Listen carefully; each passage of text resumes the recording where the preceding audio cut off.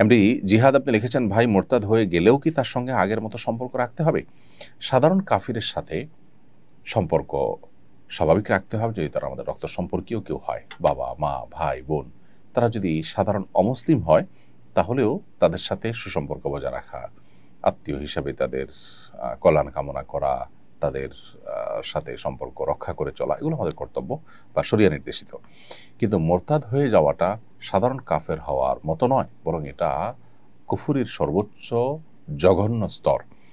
যার কারণে ইসলামের শরিয়ার বিচার ব্যবস্থায় দণ্ডবিধিতে মোরতাদের মৃত্যুদণ্ডের বিধান শরিয়া রেখেছে পরিষ্কারভাবে। এ মর্মে নবী করিম সাল্লাল্লাহু আলাইহি ওয়াসাল্লাম হাদিস রয়েছে এবং সমস্ত ফুকাহা একরাম একমত। অতএব নিজের আত্মীয় স্বজনের ভিতরে ভাই বোন এরকম কোনো আত্মীয় যদি ইরতেদাদ বা ধর্মত্যাগের মতো এরকম গুনাহে লিপ্ত হয়, আল্লাহ মাফ করুন, তাহলে সেক্ষেত্রে তাদের সাথে আগের মতো সম্পর্ক রাখা আপনার কর্তব্য নয়, বরং যদি তাদেরকে দাওয়াত দেওয়ার সুবিধার্থে তাদেরকে দিনের পথে ফিরে আনার প্রয়োজনে তাদের সাথে সম্পর্ক রাখেন আপনি এবং সম্পর্ক রাখলে সেটা করতে পারবে বলে মনে হয়, তাহলে সেটা আপনি করতে পারেন। আর তা না হলে তাদের সাথে আগের মতো সম্পর্ক আপনাকে রাখতে হবে না, বরং আল্লাহর জন্যই তাদেরকে আপনি ত্যাগ করবেন।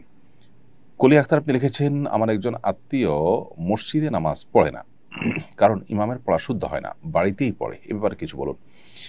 বনকলি আক্তার, আপনার যে আত্মীয় মসজিদে নামাজ পড়ছেন না, ইমামের পড়া শুদ্ধ নয় এই অজুহাতে তিনি সঠিক কাজ করছেন না। কারণ প্রথমত ইমামের পড়া শুদ্ধ না হলে দেখতে হবে যে শুদ্ধতাটার মাত্রা কতখানি, মানে অশুদ্ধতাটার মাত্রা কতখানি। যদি এমন হয় যে নামাজই সহি হয় না, তাহলে সেক্ষেত্রে এই নামাজ অবশ্যই পড়বেন না, কিন্তু বিকল্প ব্যবস্থা করবেন, হয় ইমাম পরিবর্তন করার জন্য উদ্যোগ নেবেন। আর এই সময়ের মধ্যে যতক্ষণ পর্যন্ত ইমাম পরিবর্তন না হয় ততক্ষণ পর্যন্ত অন্য কোনো মসজিদে জামাতের সাথে নামাজ আদায় করতে হবে বা অন্য কোনো ইমামের সাথে নামাজ আদায় করতে হবে। বাড়িতে পড়বেন শুধুমাত্র তখন যদি বিকল্প কোনো মসজিদ না থাকে, তাহলে সেক্ষেত্রে তারপরে সেটা জামাতের সাথে আদায় করা উচিত। এজন্য তার এই কাজটা ভুল কাজ। আর যদি ইমামের কেরাতের অশুদ্ধতাটা সেই পর্যায়ে না হয় যে নামাজ সহি হয় না, তাহলে সেক্ষেত্রে ওই ইমামের পিছনে নামাজ পড়তে হবে। তারপরেও জামাত ত্যাগ করা বা বাসায় একা একা নামাজ পড়া উচিত হবে না।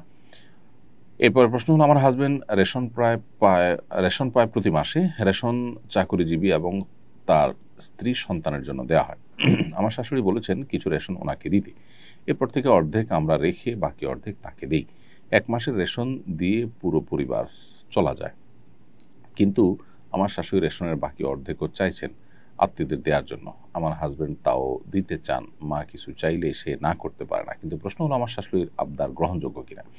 মা হিসেবে সন্তানের কাছে চাইতেই পারেন, যদি মা মনে করেন যে সন্তানের এটা ছাড়াও চলে, তাহলে সেক্ষেত্রে যেহেতু অন্য আত্মীয়দেরকে দিতে চাইতেছেন, তার মানে এটা একরকম দানের সওয়াব পাওয়ার ব্যাপার। তো মা সে আবদার তো করতেই পারেন, কিন্তু যদি এটা দান করলে সন্তানের কষ্ট হবে, সন্তান নিজের চলার মতো অবস্থা নেই, তাহলে সেক্ষেত্রে মা তো এ আবদার করা অনুচিত। অর্থাৎ এটা ভ্যারি করবে পুরো অবস্থার উপরে। আর সন্তান হিসাবে আপনার স্বামীর জন্য এটা কর্তব্য নয় যে মা বললেই সেটা দিয়ে দিতে হবে। যদি বিশেষ করে তার যদি অসুবিধা হয়, কষ্ট হয়, তাহলে সেক্ষেত্রে দিতে তিনি বাধ্য নন, তবে আদবের সাথে মাকে বুঝিয়ে বলা দরকার।